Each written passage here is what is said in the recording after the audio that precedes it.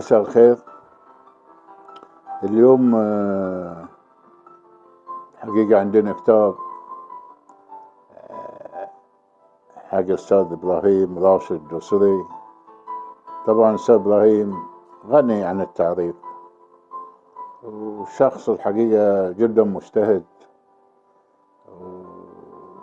وأمين على الثقافة بشكل عام. فالأسبوع الفايت أهداني كتابه، واللي هو الطبعة الثانية،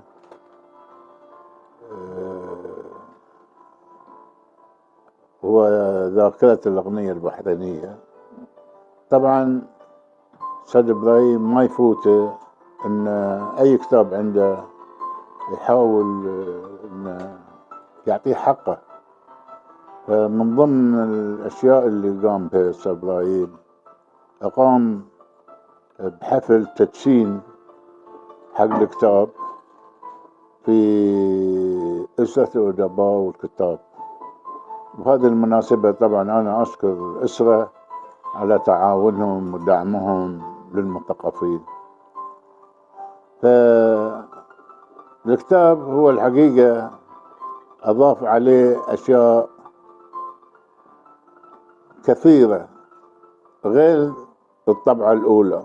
الطبعة الأولى كانت من استلم الأغنية البحرينية من 1895 إلى 2011. اليوم أضاف عليها من ذي الفترة إلى 2024. شنو الإضافات اللي حدثت من بعد هذه 2011؟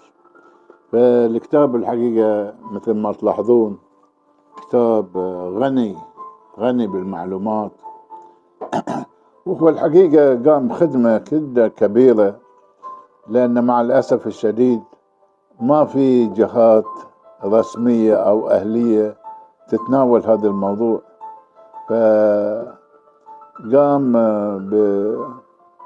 ببحوث ومقابلات مع الأشخاص المغنيين واللي أعمارهم تجاوزت 60، وحاول أنه يحصل منهم بعض المعلومات حتى يضيفها على هذا الكتاب. فطبعا مجهود كلش كبير، ولذلك أنا الحقيقة أشكره شكر من القلب.